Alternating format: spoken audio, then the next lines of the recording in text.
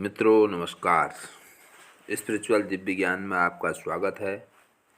मित्रों, आज मैं आपको श्री हनुमान जी की एक कथा सुना रहा हूँ, जिसमें हनुमान जी ने तीनों का घमंड चूर किया। संसार में किसी का कुछ नहीं, बेमतलब का अपना समझना मूर्खता है, क्योंकि अपना होता हुआ भी कुछ भी अपना नहीं होता। इसलिए हैरानी होती है, घमंड क्यों, किस लिए, किसका। कुछ रुपये दान करने वाला यदि यह कहे कि उसने ऐसा किया है, तो उससे बड़ा मूर्ख और कोई नहीं। और ऐसे भी हैं जो हर महीने लाखों का दान करते हैं, लेकिन उसका जिक्र तक नहीं करते, न करने देते हैं। वास्तव में ज़रूरतमंद और पीड़ित की सहायता ही दान है, पुण्य है। ऐसे व्यक्ति पर सरस्वती की सदा कृपा होती है। पर क्या किया जाए, देवताओं तक को अभिमान हो जाता है, और उनके अभिमान को दूर करने के लिए परमात्मा को ही कोई उपाय करना पड़ता है। गरुड़, सुदर्शन चक्र तथा सत्यभामा को ही अभिमान हो गया था, और भगवान श्री कृष्ण ने उनके अभिमान को दूर करने के लिए श्री हनुमान जी की सहायता ली थी। श्री कृष्ण ने अपनी पत्नी सत्यभामा को स्वर्ग से परिजात पुष्प लाकर दिया था, और वह इसलिए अपने आप को श्री कृष्ण की अत्यंत प्रिया और अति सुंदरी मानने लगी थी। सुदर्शन चक्र को यह अभिमान हो गया था कि उसने इंद्र के वज्र को निष्क्रिय किया था। वह लोकालोक के अंधकार को दूर कर सकता है। भगवान श्री कृष्ण अंततः उसकी ही सहायता लेते हैं। गरुड़ भगवान कृष्ण का वाहन था। वह समझता था भगवान मेरे बिना कहीं जा ही नहीं सकते, इसलिए कि मेरी गति का कोई मुकाबला नहीं कर सकता है। भगवान अपने भक्तों का सदा कल्याण करते हैं, इसलिए उन्होंने हनुमान जी का स्मरण किया। तत्काल हनुमान जी द्वारिका आ गए। जान गए कि श्री कृष्ण ने क्यों बुलाया है। श्री कृष्ण और श्री राम दोनों एक ही हैं, वह यह भी जानते थे, इसलिए सीधे राज दरबार नहीं गए। कुछ कौतुक करने के लिए उद्यान में चले गए। वृक्षों पर लगे फल तोड़ने लगे। कुछ खाए, कुछ फेंक दिए। वृक्षों को उखाड़ फेंका, कुछ को तोड़ डाला, बाग वीरान बना दिया। फल तोड़ना और फेंक देना हनुमान जी का मकसद नहीं था। वह तो श्री कृष्ण के संकेत से कौतुक कर रहे थे। बात श्री कृष्ण तक पहुंची। किसी बानर ने राज्योद्यान को उजाड़ दिया है, कुछ किया जाए। श्री कृष्ण ने गरुड़ को बुलाया, कहा जाओ सेना ले जाओ, उस बानर को पकड़ कर लाओ। गरुड़ ने कहा प्रभु, एक मामूली बानर को पकड़ने के लिए सेना की क्या जरूरत है, मैं अकेला ही उसे मजा चखा दूंगा। श्री कृष्ण मन ही मन मुस्कुरा गए, जैसा तुम चाहो, लेकिन उसे रोको जाकर। वह तेज गए, हनुमान जी को ललकारा, बाग क्यों उजाड़ रहे हो, फल क्यों तोड़ रहे हो, चलो तुम्हें श्री कृष्ण बुला रहे हैं। हनुमान जी ने कहा मैं किसी कृष्ण को नहीं जानता, मैं तो श्री राम का सेवक हूँ, जाओ कह दो मैं नहीं आऊँगा। गरुड़ क्रोधित होकर बोला तुम नहीं चलोगे तो मैं तुम्हें पकड़ कर ले जाऊँगा। हनुमान जी ने कोई उत्तर नहीं दिया। गरुड़ की अनदेखी कर वह फल तोड़ते रहे। गरुड़ को समझाया भी, बानर का काम फल तोड़ना और फेंकना है, मैं अपने स्वभाव के अनुसार ही कर रहा हूँ, मेरे काम में दखल न दो।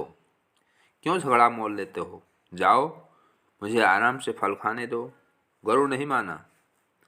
तब हनुमान जी ने अपनी पूंछ बढ़ाई और गरुड़ को दबोच लिया। उसका घमंड दूर करने के लिए कभी पूंछ को ढीला कर देते, गरुड़ कुछ सांस लेता, और जब कसते तो गरुड़ के मानो प्राण ही निकल रहे हों। हनुमान जी ने सोचा, भगवान का वाहन है, प्रहार भी नहीं कर सकता, लेकिन इसे सबक तो सिखाना ही होगा। पूंछ को एक झटका दिया और गरुड़ को दूर समुद्र में फेंक दिया। बड़ी मुश्किल से वह गरुड़ दरबार में पहुंचा। भगवान को बताया, वह कोई साधारण बानर नहीं है, मैं उसे पकड़कर नहीं ला सकता। भगवान मुस्कुरा दिए, सोचा गरुड़ का घमंड तो दूर हो गया, लेकिन अभी इसके वेग के घमंड को चूर करना है।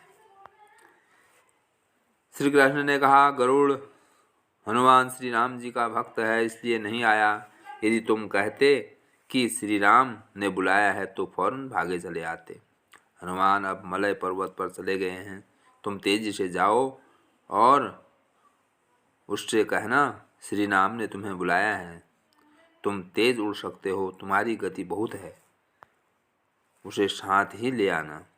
गरुड़ वेग से उड़े, मलय पर्वत पर पहुँचे। हनुमान जी से क्षमा मांगी, कहा भी श्री राम ने आपको याद किया है, अभी आओ मेरे साथ, मैं तुम्हें अपनी पीठ पर बिठाकर मिनटों में द्वारिका ले जाऊंगा। तुम खुद चलोगे तो देर हो जाएगी, मेरी गति बहुत तेज है, तुम मुकाबला नहीं कर सकते। हनुमान जी मुस्कुराए, भगवान की लीला समझ के कहा, तुम जाओ, मैं तुम्हारे पीछे ही आ रहा हूँ। द्वारिका में श्री कृष्ण राम का रूप धारण कर सत्यभामा को सीता बना सिंहासन पर बैठ गए।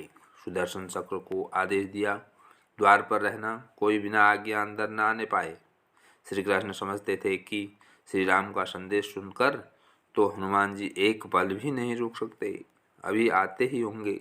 गरुड़ को तो हनुमान जी ने विदा कर दिया और स्वयं उससे भी तीव्र गति से उड़कर गरुड़ से पहले ही द्वारका पहुंच गए। दरबार के द्वार पर सुदर्शन ने उन्हें रोककर कहा, बिना आज्ञा अंदर जाने की मनाही है। जब श्री राम बुला रहे हों तो हनुमान जी विलंब सहन नहीं कर सकते। सुदर्शन को पकड़ा और मुँह में दबा लिया। अंदर गए। सिंहासन पर श्री राम और सीता जी बैठे थे। हनुमान जी समझ गए। श्री राम को प्रणाम किया और कहा, प्रभु आने में देर तो नहीं हुई। साथ ही कहा, प्रभु माँ कहाँ है? आपके पास आज यह कौन दासी बैठी है?